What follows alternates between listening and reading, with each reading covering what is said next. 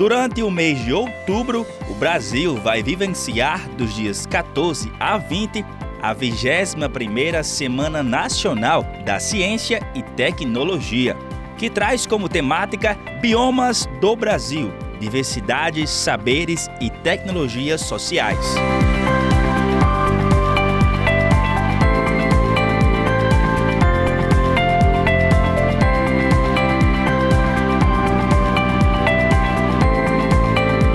E pensando nisso, no quadro Mais Verde do Manhã TCM, você vai acompanhar uma série especial sobre os biomas durante todo o mês.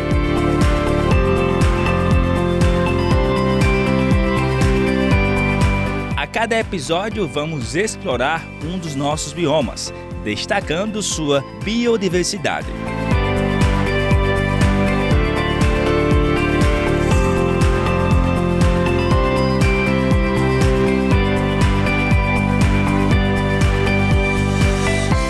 E nosso convidado para essa série, para falar sobre os biomas brasileiros, é o professor e biólogo da UERN, o Diego Natan. Diego, bem-vindo ao nosso Manhã TCM, é um prazer imenso ter a sua colaboração nesse projeto tão bacana, nesse mês de outubro, falando sobre os biomas brasileiros. Diego, para quem está em casa entender melhor qual a importância de falarmos sobre os biomas e também preservá-los. Olá, Franciélio, agradeço aí a todos. Gostaria de saudar todos que estão aqui nos assistindo. Os biomas brasileiros, eles são muito importantes para uma série de temáticas que a gente poderia abordar aqui. Mas eu vou focar principalmente em duas das maiores riquezas que nós temos no nosso Brasil, que seria a nossa biodiversidade animal, vegetal, fúngica, enfim, e também a questão dos climas que nós temos no nosso Brasil. Como nosso país é um país extremamente grande em território, então nós temos ali vários climas associados a esse território. E, consequentemente, os animais, plantas e outros organismos, eles estão adaptados a essa climatologia. Então, os biomas brasileiros, eles guardam essa riqueza de animais, vegetais, fungos, entre outros, e também associado a toda essa riqueza de organismos, de vida, temos também as comunidades tradicionais associadas a cada um desses biomas. Que bacana. A gente, como você em casa já observou, né, estamos no meio da mata, na verdade aqui em Mossoró, no meio da Caatinga, na verdade, né, professor? Aqui na UERN, né, nesse espaço que tem aqui, bem bacana, no meio da Caatinga, porque será a Caatinga o nosso primeiro bioma que vamos desbravar, conhecer, tirar algumas dúvidas de você de casa, algumas espécies que você vê diariamente aqui na cidade de Mossoró, toda a região do Nordeste, mas não conhece. Então começamos com a Caatinga nesse primeiro bioma, nessa série bacana aqui do nosso Manhã TCM e nosso Mais Verde. Professor, o que torna a Caatinga um bioma exclusivamente brasileiro?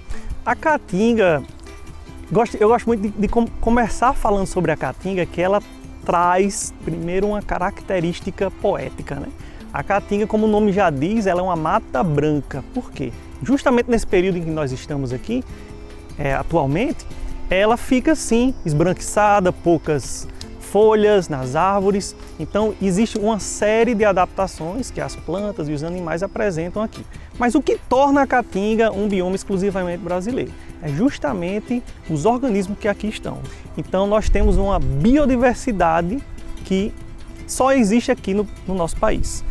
Então nós chamamos essa biodiversidade, ou parte dela, de uma biodiversidade endêmica. Então tanto animais, quanto plantas, quanto fungos, que só acontecem nessa região. Isso associado também ao tipo de solo, às temperaturas, à umidade que estão aqui presentes nessa região, que fazem com que a Caatinga então seja considerada esse bioma exclusivamente brasileiro. Professor, a Caatinga ela tem muito essa questão de, por ser escassez de água, né, ter poucas chuvas, mas mesmo assim, ao pingar, primeiro, digamos assim, as primeiras gotas de chuva, né, na nossa temporada de chuva, ela começa a florir. Por que acontece isso? Muito importante. Então, a Caatinga e suas plantas, elas têm essa característica justamente de sobreviver em um grande período seco e ali poucos meses que a gente chama de período chuvoso. Nesse momento, as plantas, né, nesse momento que estamos aqui, as plantas, é como se elas baixassem ali as suas atividades, elas acabam derrubando suas folhas, uma forma de economizar água. E aí elas ficam nessa economia de metabolismo, né, de atividade, e ao cair como você falou, ao cair as primeiras gotas, é como se despertasse essas plantas para, vai recomeçar. Tudo vai começar, então começa o ciclo novamente. Então tem água disponível e elas começam a metabolizar novamente, começam a intensificar a sua atividade, e aí já começam a florescer, para vir aí depois os frutos, para dispersar suas sementes e continuar o ciclo da sobrevivência, reprodução e deixando descendentes. Então é isso que acontece. Pegando já esse gancho sobre a questão dos frutos, né, que a Caatinga traz para a sociedade brasileira, para o Nordeste, na verdade, em si, digamos assim, para o sertanejo, né?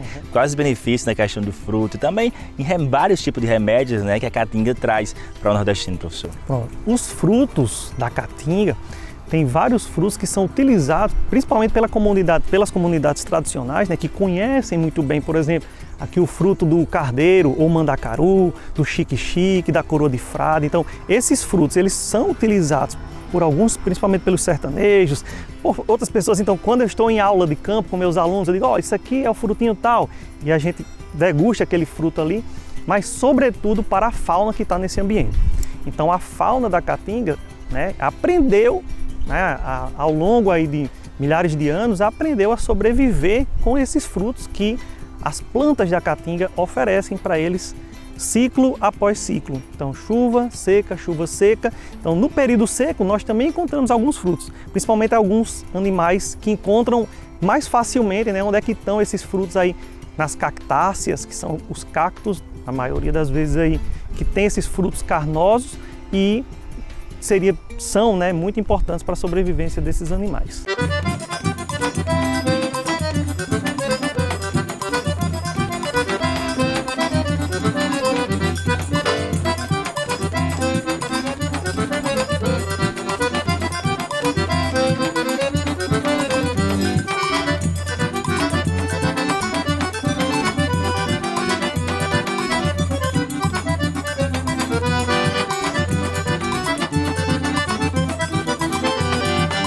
Professor, agora falando nessa parte de animais, né, que o senhor mesmo falou, tem alguns animais que são únicos aqui da nossa região Caatinga, né? Quais animais são esses e também como a sociedade popularmente conhece, né? Porque tem um nome biológico, né? E tem também um nome popularmente conhecido. Como esses animais habitam nossa região da Caatinga?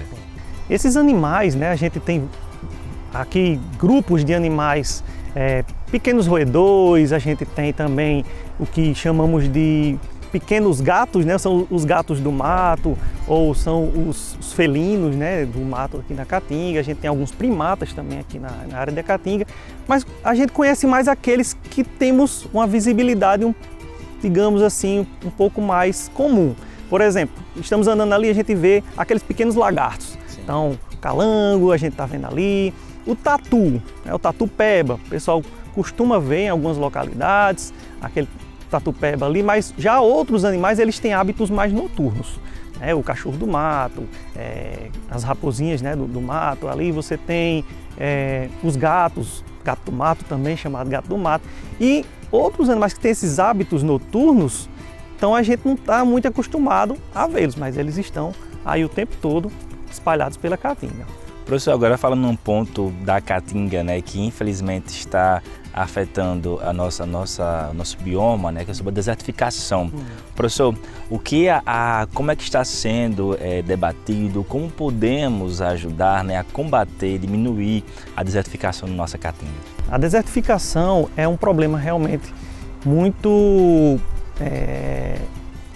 forte em nossa região e na área de Caatinga de uma maneira geral, porque a gente vê que várias áreas de Caatinga estão sendo devastadas, tanto pelo agronegócio, pela questão das eólicas. Então, assim, existem formas e formas, por exemplo, as eólicas, elas são interessantes desde que a gente não devaste a área de uma Caatinga. Então, eu acredito que existem várias outras áreas que são possíveis também a gente utilizar essas energias renováveis. Só que quando nós devastamos uma área de floresta, de caatinga, para que coloquemos ali algum tipo de energia renovável, nós estamos tirando a área de caatinga, as plantas da caatinga, que são sequestradoras de carbono. Então isso para o ambiente é muito perigoso. Mas assim, essa desertificação vai fazendo com que o solo ele fique mais empobrecido. Então quando a gente tira aquela biodiversidade vegetal que tem naquela área, junto com ela nós estamos eliminando também todos os animais que estão naquela região. E, consequentemente, a gente vai tendo perdas significativas na biodiversidade como um todo. Essa biodiversidade como um todo, ela pode atingir a humanidade de alguma forma. Por exemplo, você tem uma área ali, devastou uma área de caatinga, mas naquela área tinha abelhas, né, ou outros tipos de polinizadores, que faziam o trabalho de polinização em uma fazenda, por exemplo, né, ali, gratuitamente, digamos assim, elas iam para a fazenda, faziam a sua polinização. Quando você devasta tudo aquilo ali, os polinizadores eles também acabam morrendo e você vai ter uma perda na polinização daquela fazenda, por exemplo. Isso é um pequeno detalhe. Então, isso vai trazer prejuízos gigantes. A própria fertilidade do solo ali vai ser acometida também, como eu já mencionei.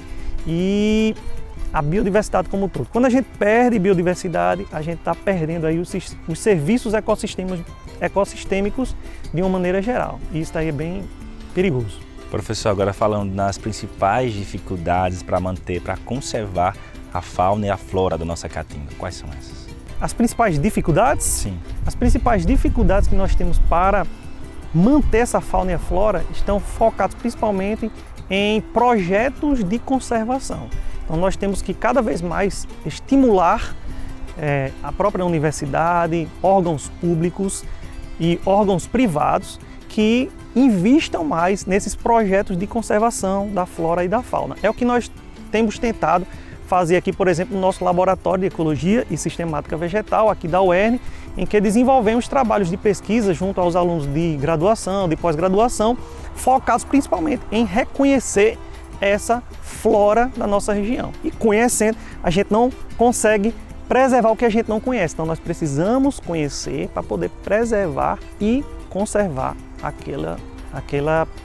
aquelas plantas, né? No nosso caso, que somos um laboratório aí de biologia vegetal, ou seja, estudamos as plantas, e também temos outros laboratórios aqui na UERN que fazem estudos voltados para os animais. Então, precisamos investir nesses projetos de pesquisa voltados especificamente para conservação e preservação.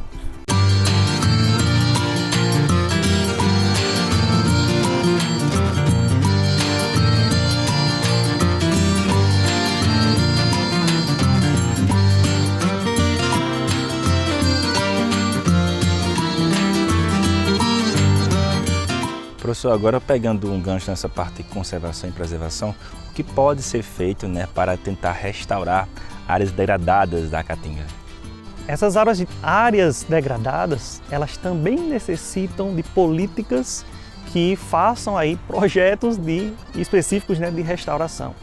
Então, é muito importante que de uma maneira geral, a comunidade como um todo, principalmente agora em período de eleições, que a gente foque, veja quem ali realmente tem algum plano de um projeto que voltado para restauração das áreas degradadas ou conservação. Então, assim, esses projetos eles visam o quê? Eles visam justamente replantar áreas que foram degradadas, e quando a gente replanta uma área, tudo volta para aquela área ali, ou ela vai aos poucos retomando, né, por sementes que chegam dos pássaros e outros animais que vão trazendo aqui para aquela área. Então ela vai voltando ao seu status normal, ou ao seu status que era antes, né, que a gente fala muito. Professor, agora voltando à temática de animais da caatinga, existe algum tipo de animal que ele se encontra em extinção da caatinga? Na caatinga a gente já tem alguns animais que estão em perigo de extinção, que aqui em nossa região, aqui em Mossoró, a gente não vai encontrar. A ararinha azul, ela é colocada aí como em grande perigo de extinção. O próprio tatu-bola também está em perigo de extinção. Alguns tipos de gato do mato já estão também em perigo de extinção. Então, digamos assim que temos a grata satisfação de, com esses trabalhos que estão sendo desenvolvidos por várias universidades, de alertar a população a não caçar, a não devastar. Então, muitas pessoas que antes degradavam esse ambiente e caçavam esses animais, hoje são tidas como parceiras. Então, são pessoas, e isso vem a partir de projetos. Então, essas pessoas que antes entravam na Caatinga para caçar, para capturar algum tipo de animal, hoje estão trabalhando como protetores daquele ambiente. E isso daí também é muito importante.